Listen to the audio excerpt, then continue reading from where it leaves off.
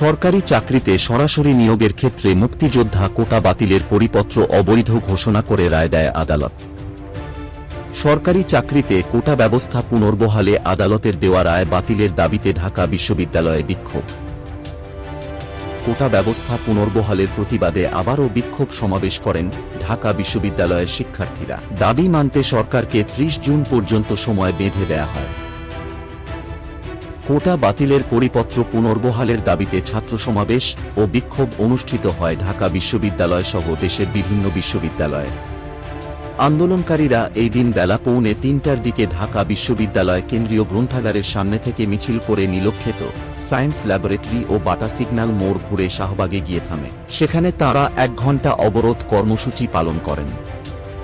এই দিন আন্দোলনকারীরা ঢাকার শাহবাগ মোড় ১.৫ ঘণ্টার মতো অবরোধ করে রাখেন। একই দাবিতে আরও ৬টি বিশ্ববিদ্যালয়ের শিক্ষার্থীরা বিক্ষোভ ও অবরোধ করেন। হাইকোর্টের রায় আপিল বিভাগে স্থগিত হয়নি। আপিল বিভাগ নট টুডে বলে আদেশ দেন। শিক্ষার্থীরা দেশের বিভিন্ন মহাসড়ক অবরোধ করে, আর ঢাকায় শাহবাগ মোড় অবরোধ করে রাখে ৫ ঘণ্টা। ছুটির দিন শুক্রবারও বিক্ষোভ ও সড়ক অবরোধ করে আন্দোলনকারীরা। চট্টগ্রাম, খুলনা ও গোপালগঞ্জে সড়ক অবরোধ। দেশের বিভিন্ন বিশ্ববিদ্যালয়ে আগের দিনের মতোই বিক্ষোভ ও অবরোধ কর্মসূচি পালন করা হয়। এ সময় আন্দোলনকারীরা সব বিশ্ববিদ্যালয় ও কলেজে ক্লাস পরীক্ষা বর্জন, ছাত্র ধর্মঘট এবং সারা দেশে সড়ক মহাসড়ক অবরোধের ডাক দেন। এর নাম দেওয়া হয় বাংলা ব্লকেড। বাংলা ব্লকেডে স্থবির রাজধানী। অনির্দিষ্টকালের জন্য বিশ্ববিদ্যালয় ও কলেজে ক্লাস ও পরীক্ষা বর্জনের ঘোষণা। ঢাকার ১১টি স্থানে অবরোধ, ৯টি বিশ্ববিদ্যালয়ে বিক্ষোভ, ৩টি স্থানে রেলপথ অবরোধ এবং ৬টি মহাসড়ক অবরোধ। সরকারি চাকরিতে সব গ্রেডে অযৌক্তিক ও বৈষম্যমূলক কোটা বাতিল করে শুধু সংবিধান অনুযায়ী অনগ্রসর জনগোষ্ঠীর জন্য ন্যূনতম কোটা রেখে সংসদে আইন পাসের দাবি। হাইকোর্টের রায় স্থগিত চেয়ে ২ শিক্ষার্থীর আবেদন। শুনানি পরদিন। আন্দোলনের অংশ হিসেবে শিক্ষার্থী ও চাকরি প্রত্যাশীরা শাহবাগে ৪ ঘণ্টা রাস্তা অবরোধ করে রাখেন। পরদিন বাংলা ব্লকেড নামে সারা দেশে সকাল সন্ধ্যা অবরোধ কর্মসূচির ঘোষণা দেওয়া হয়।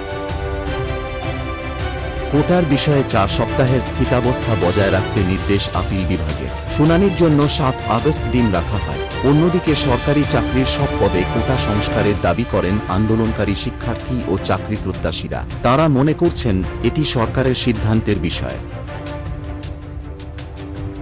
আওয়ামী লীগের সাধারণ সম্পাদক ওবায়দুল কাদের বলেন, কোটা বিরোধী আন্দোলনকারীরা সর্বোচ্চ আদালতের বিরুদ্ধে শক্তি প্রদর্শন করছেন। এটি অনভিপ্রেত ও সম্পূর্ণ বেআইনি। এদিন পুলিশের বাধার মুখেই দেশের বিভিন্ন স্থানে অবরোধ পালন করেন আন্দোলনকারীরা। কোটা সংস্কারের দাবিতে ছুটির দিনেও দেশের বিভিন্ন বিশ্ববিদ্যালয় ও কলেজ ক্যাম্পাসে বিক্ষোভ করেন শিক্ষার্থীরা। ঢাকা বিশ্ববিদ্যালয়ে মিছিল শেষে শিক্ষার্থীরা শাহবাগ মোড় অবরোধ করেন। রেলপথ অবরোধ করেন রাজশাহী বিশ্ববিদ্যালয়ের শিক্ষার্থীরা। সব গ্রেডে কোটার যৌক্তিক সংস্কারের দাবিতে রাষ্ট্রপতির কাছে স্মারকলিপি দেওয়ার কর্মসূচি ঘোষণা। তথ্য প্রতিমন্ত্রী মোহাম্মদ আলী আরাফাত বলেন, বিচারাধীন বিষয়ে সরকারের এখন কিছু করার নেই।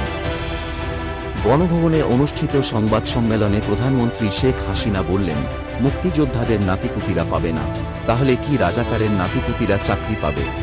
আন্দোলনকারীদের অবমাননা করা হয়েছে দাবি করে রাতে ঢাকা বিশ্ববিদ্যালয় ক্যাম্পাসে বিক্ষোভ করেন শিক্ষার্থীরা। চেয়েছিলাম অধিকার, হয়ে গেলাম রাজাকার সহ নানা ধরনের স্লোগান দেন। আন্দোলনকারীদের রাজাকার স্লোগানের জবাব ছাত্রলীগই দেবে বলে মন্তব্য করেন আওয়ামী লীগের সাধারণ সম্পাদক ওবায়দুল কাদের। বিক্ষোভরত আন্দোলনকারীদের ওপর হামলা চালায় ছাত্রলীগ। এ সময় গুলি করতেও দেখা যায়। দেশের বিভিন্ন স্থানে হামলা হয়। সারা দেশে দিনভর ব্যাপক বিক্ষোভ ও সংঘর্ষ। আন্দোলনকারীদের ওপর হামলা করে ছাত্রলীগ, যুবলীগ সহ সরকার সমর্থকেরা। এতে নিহত হন রংপুরের আবু সাইদ সহ ৬ জন। ঢাকা বিশ্ববিদ্যালয় সহ দেশের বিভিন্ন বিশ্ববিদ্যালয় থেকে ছাত্রলীগের নেতাকর্মীদের বিতরণ করে রাজনীতিমুক্ত ঘোষণা। পুলিশের কাঁদানে গ্যাসের শেল ও সাউন্ড গ্রেনেড নিক্ষেপের মুখে ঢাকা বিশ্ববিদ্যালয়ের শিক্ষার্থীদের কফিন মিছিল পণ্ড হয়ে যায়। বিশ্ববিদ্যালয় প্রশাসনের হলো বন্ধের ঘোষণা ও পুলিশের তৎপরতার মুখে অনেক শিক্ষার্থী সন্ধ্যা নাগাদ ক্যাম্পাস ছেড়ে যান। অবরোধ কর্মসূচিকে কেন্দ্র করে ঢাকাসহ দেশের ৪৭টি জেলায় দিনভর বিক্ষোভ, অবরোধ, পুলিশের হামলাগুলি ও আওয়ামী নেতাকর্মীদের সাথে সংঘর্ষ। আহত হয়েছেন অন্তত ১৫০০, নিহত ২৭ জন। সারা দেশে বিজিবি মোতায়েন। শিক্ষার্থীদের কমপ্লিট শাটডাউন কর্মসূচি ঘিরে রাজধানী ঢাকাসহ বিভিন্ন জেলাতেও ব্যাপক সংঘর্ষ, হামলা, ভাঙচুর, গুলি, অগ্নিসংযোগ ও প্রাণহানির ঘটনা ঘটে। সারা দেশে নিহতের সংখ্যা শতাধিক, আহত কয়েকশত। রাতে সারা দেশে কারফিউ জারি, সেনাবাহিনী মোতায়েন, ইন্টারনেট সেবা সম্পূর্ণ বন্ধ। দেশ জুড়ে কারফিউ, সেনা মোতায়েন, সাধারণ ছুটি ঘোষণা। রাজধানীর বিভিন্ন স্থানে সংঘর্ষ, ধাওয়া ও গুলি। সংঘর্ষে এদিন নিহত 26, সব মিলিয়ে 4 দিনে নিহত 148। বৈষম্যবিরোধী ছাত্র আন্দোলনের অন্যতম সমন্বয়ক নাহিদ ইসলামকে তুলে নেওয়ার অভিযোগ। 21 জুলাই 2024। কোটা পুনর্বহাল সংক্রান্ত হাইকোর্টের রায় সামগ্রিকভাবে বাতিল, রদ ও রহিত করে দেশের সর্বোচ্চ আদালতের রায় প্রদান। এদিকে 5 দিনে মৃত্যু বেড়ে হয়েছে 174। আন্দোলনের সমন্বয়ক নাহিদকে তুলে নিয়ে নির্যাতন, হাসপাতালে ভর্তি। কোটা প্রথা সংস্কার করে আদালতের নির্দেশ অনুযায়ী তৈরি করা প্রজ্ঞাপন অনুমোদন দিয়েছেন প্রধানমন্ত্রী। সব মিলিয়ে 6 দিনে এক পুলিশসহ মোট 187 জনের মৃত্যু।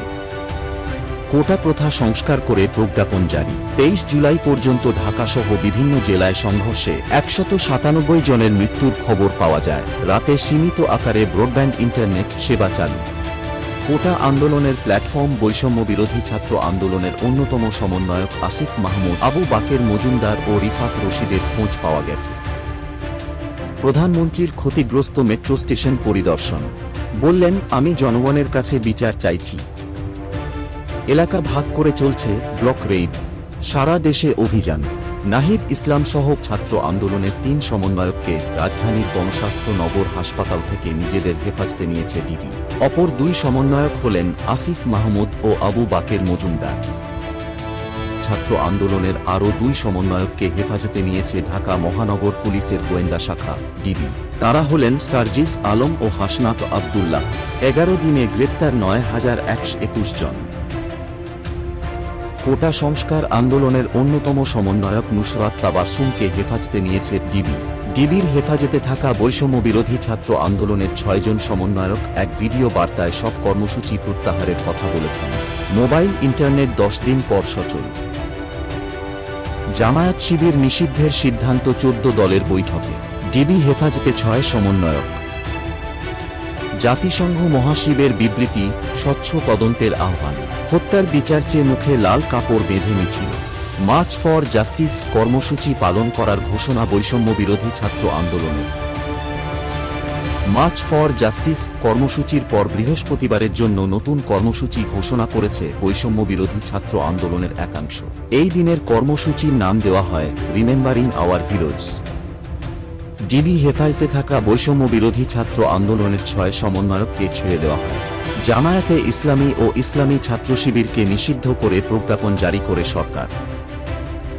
বৈষম্য বিরোধী ছাত্র আন্দোলনের ডাকে জুমার নামাজের পর প্রার্থনা ও ছাত্র জনতার গণমিছিল কর্মসূচি পালন। শিক্ষক ও নাগরিক সমাজের গ্রহযাত্রা কর্মসূচি পালন।